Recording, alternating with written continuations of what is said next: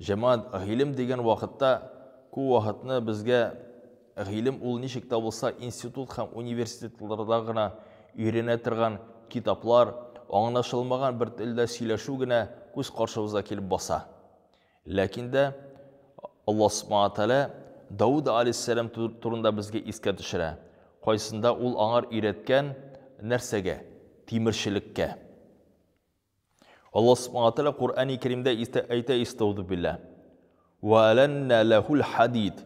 Biz Дауд алейһиссаламга тимирне йомшартырга билим бирдик ди. Нинди сүз белән карагыз әле истауду билlah. Ва алламнаху һәм өйрәттек biz аңарды. Санаата лабус лакум литухсинакум мин бәсикум.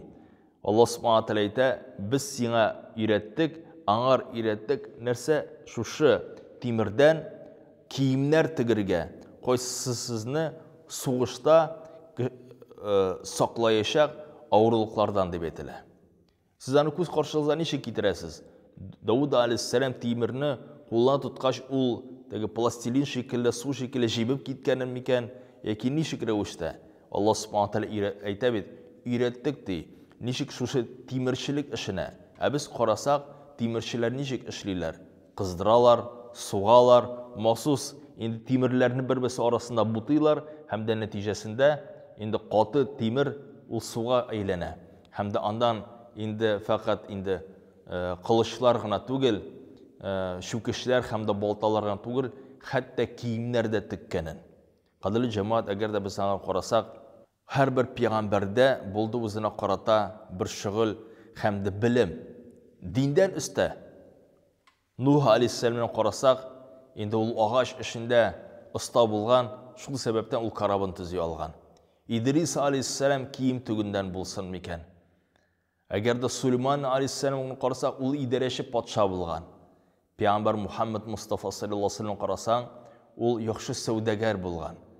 Хәзерге вакытта сәүдә өчен өйрәнү, ничек шималны алыштыру һәм дә дөрес рәвештә шушыны сату һәм дә файдасын алу мәсьәләсендә безнең институт һәм университетларда өйрәтәләр. Пәйгамбәр арасында булган сахабаларда, алар фақат гыйбадәттә генә булмаганнар. Аларның белемнәре булган. Булган хәтта стратеглар, сугыш мәсьәләсендә уста сахабалар. Мәсәлән, Сальман аль-Фарисине алсак, Перс якларыннан килгән бер сахаба, кайчан инде Мәккә мөшрикләре Мәдинә каршына килеп баскан вакытта, ул аларга алдан инде Пәйгамбәр саллаллаһу алейһи ва саллям тәкъдим иткән Мәдинәне хуплап алырга шөкр белән. Инде Мәккә мөшрикләре килеп басканда әйткәннәр, бу нәрсә соң бу? Моңар хәтлек без моны күргәнебез булмады дип. Җәмәгать, әгәр дә Сальман аль-Фарисида фақат дини белем генә булса, бу мәсьәләгә аның тәкъдиме булыр микән, юк микән? Пәйгамбәр саллаллаһу алейһи ва саллямга әйтә алыр микән, юк микән дип. Шул вакытны Пәйгамбәр саллаллаһу алейһи ва саллям вакытында бер шундый вакыйга була. Сахабалар киләләр дә һәм дә әйтәләр: "Я Расулуллаһ, biz менә Мәдинәдә яшибез. Хөрмә агачларыбыз бар. Инде Аллаһ Тәгалә ризыкландыручы бит инде.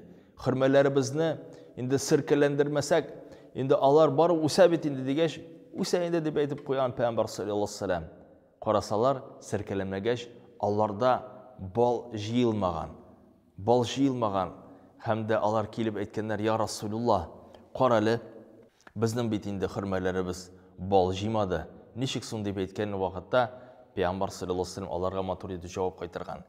Шушы эшләрдә, ягъни садоводчество һәм дә нинди булса җир эшләрендә булсын микән? Сезнең белемнәрегез бар. Белемнәрегезгә карата фигылегезне кылыгыз. Сез инде миндән сорагыз дини мәсьәләдә дип. Шул вакытта Бәдр сугышына караган вакытта ансарлар, алар гомер буе сугыш астында яшәгән балалар бит инде мискиннәр.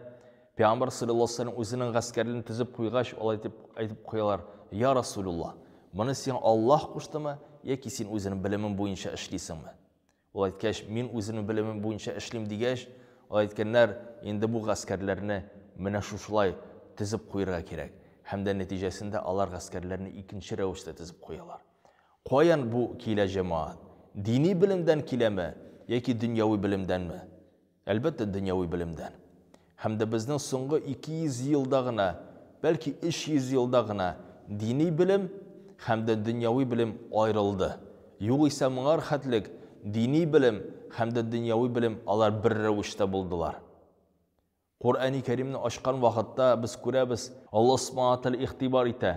Безне карарга, күкләргә һәм дә йолдызларга, кояшка һәм дә айыбызга, җирне торышына һәм дә аның булган ризыкларына, көненә һәм дә төненә алырга андан үзебезгә гыйбрәт.